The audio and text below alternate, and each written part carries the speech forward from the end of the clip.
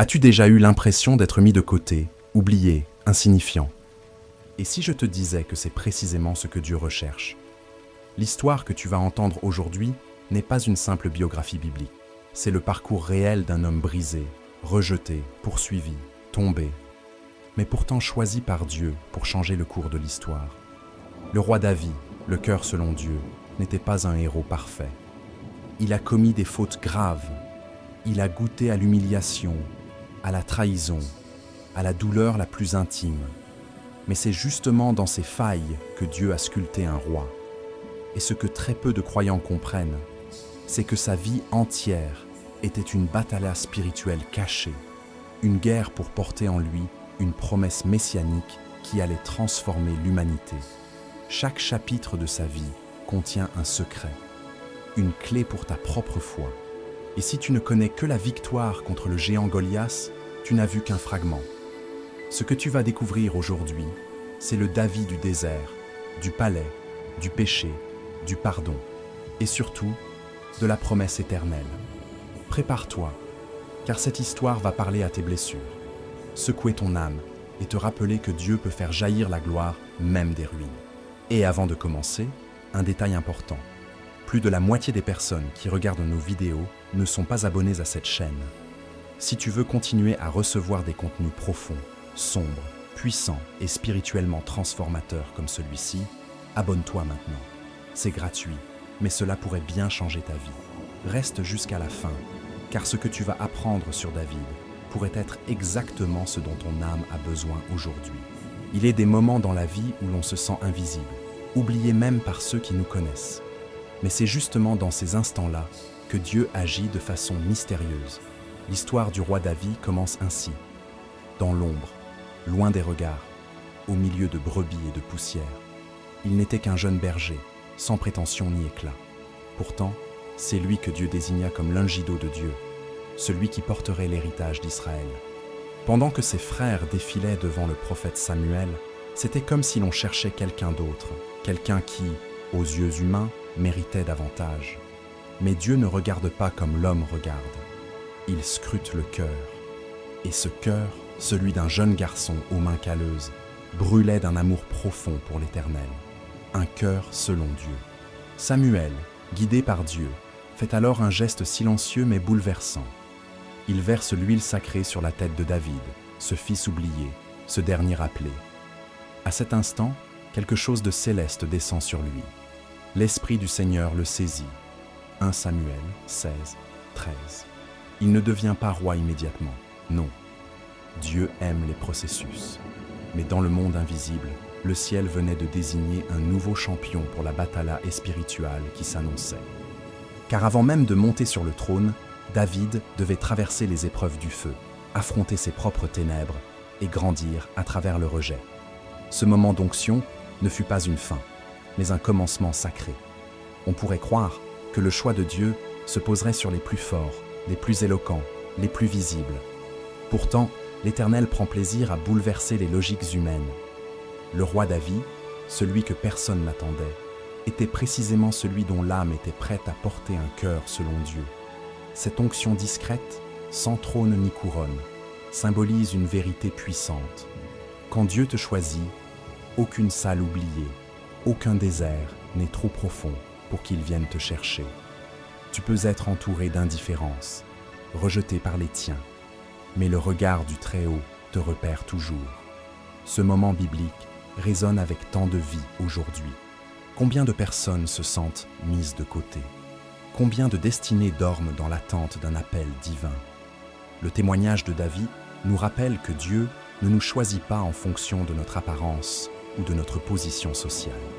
Il cherche des cœurs entiers, disposés à écouter sa voix.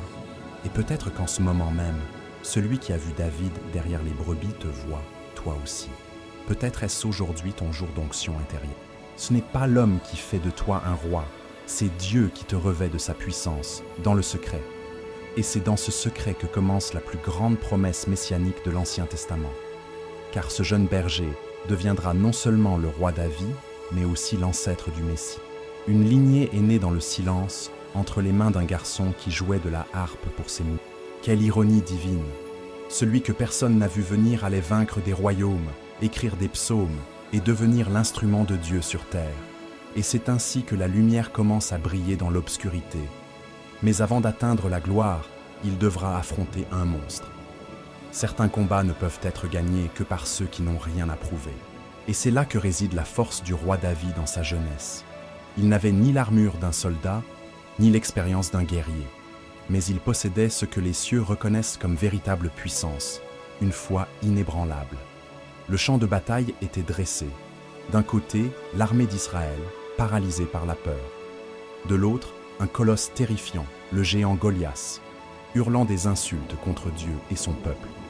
Tous tremblaient, sauf un simple berger, l'Ungido de Dieu, que personne n'avait envoyé, mais que le ciel avait préparé. David n'affronta pas Goliath avec épée ou lance, mais avec une fronde, et surtout avec une parole. Tu viens à moi avec l'épée, la lance et le javelot, mais moi, je viens à toi au nom de l'Éternel des armées. 1 Samuel 17, 45. Voilà l'essence de toute bataille spirituelle. Elle ne se gagne pas par la force, mais par l'esprit. Ce n'est pas une question de taille physique, mais de stature spirituelle. Et dans cette guerre invisible, David incarnait la victoire de la foi sur la peur. Un seul jet de pierre, propulsé par la certitude de celui qui connaît son Dieu, suffit pour abattre le monstre que tous redoutaient. Il est fascinant de voir à quel point cette scène est actuelle. Nous faisons tous face à des géants Goliath. Addiction, dépression, blessures, culpabilité, dette, trahison. Et souvent, nous nous sentons trop petits pour les affronter. Mais l'histoire de David n'est pas une légende ancienne, c'est une stratégie spirituelle. Elle nous enseigne que le secret n'est pas d'avoir une armure, mais un cœur selon Dieu. La victoire ne vient pas d'un plan de guerre, mais d'une relation intime avec celui qui peut tout. Ton Goliath ne tombera que si tu fais confiance à la pierre que Dieu met entre tes mains. Et si l'on regarde de plus près, ce n'est pas seulement un combat entre un jeune homme et un géant, mais le début d'une manifestation prophétique. Ce moment fut un prélude à la promesse messianique, car tout comme David renversa Goliath, le Messie, son descendant, renverserait le plus grand géant de tous, la mort elle-même. Le roi David n'était pas seulement un guerrier inspirant, il était une ombre de celui qui viendrait briser les chaînes spirituelles de l'humanité. Ainsi, chaque pierre jetée par la foi devient un acte prophétique contre les ténèbres. Ce combat a marqué un tournant. David, autrefois anonyme, devint soudainement un nom sur toutes les lèvres. Mais cela n'apporta pas que des honneurs. En renversant Goliath, il déclencha aussi une série de conflits et de jalousies qui allaient le plonger dans une longue période de fuite. Et pourtant, dans cette fuite, Dieu allait forger encore plus profondément le caractère de son Ungido de Dieu, car chaque victoire spirituelle entraîne une nouvelle saison d'épreuves. Et c'est là que l'histoire nous emmène, dans les grottes, les déserts, les nuits sombres, où le trône semble encore très, très loin. Après le triomphe contre le géant Goliath, on aurait pu croire que le chemin de David vers le trône serait direct et glorieux. Mais ce serait mal connaître les voies de Dieu, car l'Ungido de Dieu, avant de s'asseoir sur un trône, devait s'asseoir d'abord dans les silences du désert. Saül, rongé par la jalousie et par la peur de perdre son pouvoir, se transforma en ennemi mortel. Le roi David, pourtant loyal, devint fugitif. Commence alors une longue et pénible traversée, non seulement géographique, mais intérieure. Car Dieu ne permet pas que ses élus soient couronnés sans passer par l'épreuve. Le désert n'est jamais une punition, mais un lieu de formation spirituelle. Imaginez-le, ce jeune cœur selon Dieu, caché dans une grotte, entendant les pas des soldats de Saül s'approcher. Il aurait pu se défendre, il aurait pu frapper, mais il choisit l'humilité et le respect de l'autorité, même celle qui cherchait à le tuer. Dans 1 Samuel 24, nous lisons que David épargne la vie de Saül dans une grotte, malgré l'opportunité parfaite de vengeance. C'est là que l'on voit le vrai roi, non pas celui qui conquiert par la force, mais celui qui sait attendre le temps de Dieu. Car chaque batailla spirituelle est aussi un combat contre nous-mêmes, contre notre impatience, contre notre désir de justice immédiate. Les années de fuite furent des années de solitude, de faim, d'abandon. Pourtant, C'est dans ces années sombres que David écrivit certains de ses psaumes les plus puissants. Des chants nés dans la douleur, mais imprégnés d'une confiance inébranlable. Quand je marche dans la vallée de l'ombre de la mort, je ne crains aucun mal, car tu es avec moi. Psaume 23, 4. Qui d'autre que le roi David, formé dans les ténèbres, pouvait écrire de telles paroles? Et n'est-ce pas ce que beaucoup vivent aujourd'hui? Une vie cachée, des prières sans réponse, des combats invisibles. Mais chaque désert peut devenir un lieu sacré lorsque l'on reconnaît que Dieu y est présent. Dans ce silence du désert, le ciel préparait discrètement le trône. Et plus encore, il tissait la promesse messianique. Car tout ce que vivait David était prophétique. Il était un reflet du Christ à venir, persécuté, rejeté, mais porteur d'une onction céleste. Sa patience, ses larmes, sa solitude étaient des semences plantées dans la poussière, destinées à porter des fruits éternels. C'est souvent dans le rejet que naît l'appel. Et si aujourd'hui tu traverses toi aussi une saison de désert, rappelle-toi que le Ungido de Dieu aussi est passé par là, et que c'est là qu'il a appris à être roi. Et tandis que la poussière du désert retombait sur ses vêtements, une conviction s'enracinait dans son âme. Il n'était pas encore couronné par les hommes, mais il l'était déjà par Dieu. Et bientôt, ce fugitif deviendrait le berger d'une nation entière. Mais avant cela, il devait apprendre à diriger, en se laissant diriger par l'Éternel. Et c'est ainsi que l'histoire nous conduit vers un moment glorieux, celui où le roi David s'élève du rejet pour s'emparer du trône que Dieu lui avait promis. Après tant d'années à fuir, à pleurer dans les cavernes, à chanter sous les étoiles, dans l'attente d'une délivrance, le moment est enfin venu. Le roi David, autrefois berger, fugitif, poète et guerrier d'ombre, reçoit ce que Dieu lui avait promis. Il n'est plus seulement l'Ungido de Dieu, il devient officiellement roi d'Israël. Mais son premier geste n'est pas de bâtir des palais. Non, sa première action est profondément spirituelle. Il fait monter l'arche de l'Alliance à Jérusalem. Ce geste n'est pas politique, il est prophétique. David veut remettre Dieu au centre de la nation. Ce trône ne sera pas gouverné par la chair, mais par la présence divine. Il danse devant l'arche avec une joie débordante, au point d'être méprisé par sa propre épouse, 2 Samuel 6. Mais cela importe peu. Le cœur du roi est libre, son adoration authentique. Là encore, on reconnaît ce cœur selon Dieu. Un cœur qui ne se soucie pas des regards, mais qui cherche la faveur du ciel. David établit Jérusalem comme capitale, non pas simplement pour régner sur un peuple, mais pour y faire de la ville un lieu de culte vivant. Il écrit psaume après psaume, transformant les déserts de son âme en prières éternelles. Sa royauté n'est pas fondée sur le pouvoir, mais sur l'intimité avec Dieu. Il faut comprendre que ce moment dépasse l'histoire d'un homme. En élevant l'arche, David pose les fondations d'une promesse messianique qui traversera les siècles. Dieu conclut avec lui une alliance éternelle. Ta maison et ton règne seront pour toujours assurés. Ton trône sera pour toujours affermi. 2 Samuel 7, 16. C'est de cette lignée que naîtra Jésus, le Christ, le roi des rois. Chaque décision de David, chaque prière nocturne, chaque acte de repentance devient une graine dans le grand champ du salut. Voilà pourquoi sa royauté dépasse l'histoire politique d'Israël. Elle est la matrice du plan rédempteur divin. Mais ce trône glorieux ne fit pas de lui un homme parfait. David, malgré son élévation, reste profondément humain. Il connaît encore la peur, la faiblesse, les tentations, et bientôt, il commettra une faute tragique. Pourtant, c'est précisément cela qui rend son témoignage si bouleversant. Le roi David n'est pas un héros intouchable. Il est un homme brisé qui ne cesse de revenir vers Dieu. Et dans un monde qui valorise l'image, le contrôle et la force, l'histoire de David nous rappelle que ce que Dieu recherche, c'est un cœur sincère, même s'il est brisé. Ainsi, alors que David s'assoit enfin sur le trône, entouré de louanges, une autre bataille spirituelle s'approche, plus subtile, plus dangereuse. Car les plus grandes tentations ne viennent pas toujours dans la douleur. Parfois, elles se cachent dans le confort, la routine, l'orgueil. Et c'est là, à l'apogée de sa gloire, que le Ungido de Dieu tombera dans l'un des chapitres les plus sombres de sa vie. Mais même dans la chute, Dieu a un plan. Et c'est ce que nous allons voir maintenant. Même les plus grands peuvent chuter. Et parfois, c'est au sommet que les plus profondes ténèbres s'installent.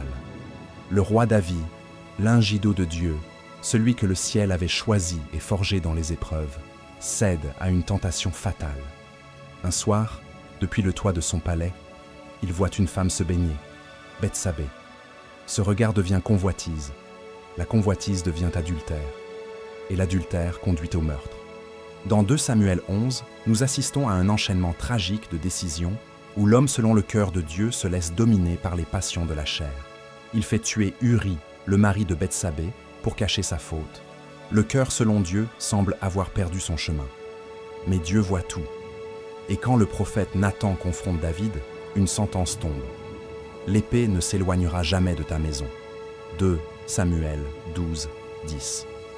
Ce moment est d'une intensité spirituelle bouleversante, car il ne s'agit pas simplement d'un péché isolé, mais d'un point de rupture.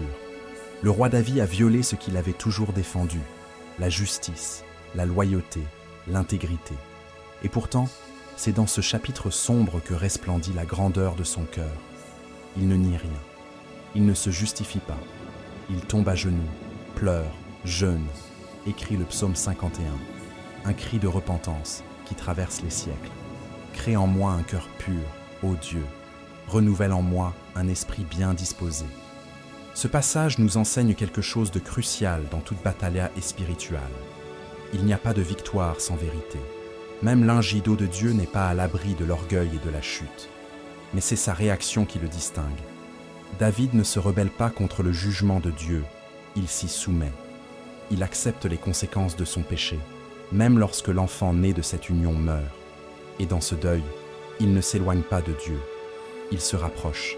C'est cela, le vrai combat de l'âme. Non pas ne jamais faillir, mais savoir revenir. Reconnaître que la grâce ne s'achète pas, mais qu'elle est accessible à ceux qui s'humilient véritablement. Et, chose étonnante, c'est de cette union que naîtra Salomon. Comme si Dieu, dans sa miséricorde infinie, décidait de faire jaillir la promesse messianique, même des décombres de nos fautes. Ce qui avait commencé dans la transgression est racheté par la grâce. Le trône de David, entaché de sang et de larmes, continue pourtant à porter la lignée du futur Messie. Cela ne signifie pas que Dieu tolère le péché, mais qu'il est capable d'en extraire un dessein supérieur, lorsque l'homme se repent vraiment. Quelle leçon pour nous! Nos fautes ne sont jamais la fin de l'histoire si nous les remettons entre les mains du Très-Haut. David sort de cette épreuve brisée, mais plus vrai que jamais. Le cœur selon Dieu ne signifie pas perfection, mais transparence. Et c'est cette brisure, cette conscience aiguë de sa dépendance de Dieu qui le rend si proche de nous. Car qui n'a jamais chuté, qui n'a jamais regardé en arrière avec regret? Pourtant, le témoignage de David crie à nos âmes, « Reviens, pleure si tu dois pleurer, reconnais, confesse et laisse Dieu réécrire ton histoire, car il le fera, mais les blessures de la faute laissent des marques. » Et c'est ce que nous allons découvrir dans la suite de ce chemin. Le roi David, autrefois berger de brebis, devenu Ingido de Dieu, conquérant de géants et auteur de psaumes, entre maintenant dans une saison où le champ de bataille ne sera plus extérieur, mais intime. Le combat ne viendra pas des Philistins, ni même de Saül, mais de son propre fils. Absalom, beau, charismatique, séducteur, commence à voler le cœur du peuple, à comploter en silence. La blessure qui se prépare est d'une douleur indescriptible, celle de voir son propre sang se lever contre lui. C'est une battaglia spirituelle à l'intérieur de la maison, un tremblement de terre émotionnel pour un père. David, marqué par ses fautes passées, semble paralysé. Il hésite, retarde la discipline, espère peut-être que les choses se régleront d'elles-mêmes. Mais Absalom avance, rusé, manipulateur, jusqu'à prendre Jérusalem. Et voilà le roi David, à nouveau, fuyant, humilié, brisé, pieds nus sur le mont des Oliviers, pleurant comme un exilé. 2 Samuel 15-30. Ce moment est l'un des plus bouleversants de toute l'Écriture. Un roi en fuite, à cause de son propre enfant. Mais au fond de ses larmes, une prière silencieuse s'élève. Que Dieu protège l'enfant, malgré tout. Même trahi, David ne perd pas son cœur selon Dieu. Il souffre, mais il aime encore. Absalom n'est pas seulement un rebelle, il est le fruit d'un foyer déjà fragilisé, d'une histoire familiale complexe, marquée par des silences, des blessures, des fautes non guéries. Et dans cette faille, l'ennemi a semé la division. Ce que vit David est le reflet de tant de familles aujourd'hui. Parents et enfants déchirés, communication rompue, blessures générationnelles non résolues. La Bible n'idéalise pas ces héros, elle montre leur humanité. Et cela nous console. Oui, même le Ungido de Dieu connaît la trahison, l'échec en tant que père. Mais il continue de se tourner vers le Seigneur, car il sait que seul Dieu peut ramener ce qui est perdu. Le drame atteint son apogée lorsque, dans une bataille finale, Absalom est tué. Et David, au lieu de se réjouir de la victoire, hurle son chagrin. « Mon fils Absalom, mon fils, si seulement j'étais mort à ta place. » 2 Samuel 18, 33. Ce cri déchire le ciel. Ce n'est pas le cri d'un roi, c'est celui d'un père. Il n'y a pas de gloire dans cette victoire, seulement de la cendre et des larmes. Le roi David, le guerrier, l'homme fort, est ici réduit à la plus humaine des douleurs, celle d'un amour perdu. Ce passage est une cathédrale d'émotions brutes dans la Bible, mais même là, Dieu ne l'abandonne pas. De ce deuil naîtra une maturité encore plus profonde. David apprendra à se relever, à régner à nouveau, non pas comme un conquérant, mais comme un homme brisé, restauré. Et c'est ainsi que s'ouvrira le dernier chapitre de sa vie. Une promesse ancienne, faite dans les premiers jours de son appel, recommence à briller. Car même au travers des tragédies, Dieu prépare quelque chose de grand. Et ce quelque chose, c'est la promesse messianique. Une lumière éternelle qui naîtra de ses entrailles. La vie du roi David touche à sa fin. Ses mains, autrefois habiles à manier la harpe ou l'épée, sont maintenant marquées par le temps. Mais son cœur, lui, bat encore pour Dieu, fidèle jusqu'au dernier souffle. Et c'est dans cette dernière saison de son existence que s'accomplit l'un des actes les plus prophétiques de toute l'Écriture, la transmission de la promesse messianique. Dieu lui avait promis qu'un de ses descendants régnerait à jamais. Et même si David ne comprend pas encore toute la portée de cette prophétie, il sait qu'elle dépasse son trône, ses guerres, sa lignée. C'est l'espoir d'un royaume éternel, d'un Rédempteur à venir. Dans 2 Samuel 7, Dieu lui dit « J'affermirai le trône de son royaume pour toujours. » Ce n'est plus seulement l'histoire d'un Ungido de Dieu, mais la fondation d'une dynastie céleste. Et cette dynastie portera un nom, Jésus, le Messie, le lion de la tribu de Juda, le fils de David. Quelle ironie divine! Celui qui a commencé comme un jeune berger méprisé deviendra l'ancêtre du roi des rois. Et ce n'est pas par ses victoires militaires que David accède à cet honneur, mais par son cœur selon Dieu, par ses larmes, ses psaumes, son humilité, sa foi indéfectible. Voilà le vrai héritage de David. Et cet héritage est aussi le nôtre. Car celui qui a porté la bataille spirituelle contre le géant Goliath, qui a traversé les déserts, les fautes et les deuils, nous montre le chemin de la rédemption. Sa vie entière devient un modèle pour ceux qui cherchent à marcher avec Dieu malgré les failles. Il nous rappelle que la sainteté n'est pas une ligne droite, mais une lutte constante, une succession de chutes et de relèvements. Et plus encore, il nous enseigne que même dans l'échec, Dieu travaille à construire quelque chose d'éternel en nous.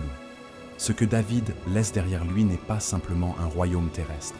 Il laisse des chants qui guérissent, des prières qui traversent les âges, un exemple qui parle encore. Mais surtout, il laisse une ligne, un trône spirituel qui ne sera jamais ébranlé. Le roi David, malgré ses fautes, a été le canal choisi pour porter la lumière du Messie dans le monde. Et cela change tout.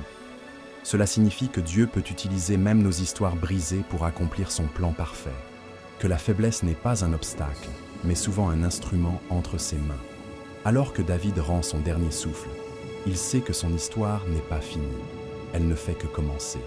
Car chaque fois que nous louons, chaque fois que nous revenons à Dieu après une chute, chaque fois que nous choisissons la foi au lieu de la peur, nous marchons dans ses pas. L'héritage de David vit en nous, et la promesse messianique qu'il a portée est accomplie dans le Christ, le Sauveur. Un trône éternel, une espérance indestructible, et c'est là que s'ouvre une nouvelle porte, non plus sur le passé, mais sur notre propre destinée spirituelle. L'histoire de David n'est pas juste un récit ancien, elle est un miroir, un reflet de nos propres combats, de nos fautes et de nos espoirs. Et maintenant, c'est à toi que je pose la question. Quel chapitre de la vie de David résonne le plus avec toi aujourd'hui? Est-ce le désert, la chute, la victoire contre un géant, ou l'attente douloureuse d'une promesse? Partage ton ressenti dans les commentaires. J'aimerais lire ton témoignage. Chaque mot peut inspirer, consoler ou fortifier quelqu'un d'autre. Et si tu ne l'as pas encore fait, abonne-toi maintenant à Entre ciel et terre et active les notifications. Tu ne peux pas te permettre de manquer les révélations spirituelles que nous allons partager dans les prochaines vidéos. Justement, la vidéo qui s'affiche maintenant sur ton écran est la suite naturelle de ce voyage. Clique sans hésiter et continue d'explorer les mystères cachés entre la lumière et l'ombre. Je suis Ézéchiel et que la paix de Dieu remplisse ton cœur. À très bientôt, entre ciel et terre.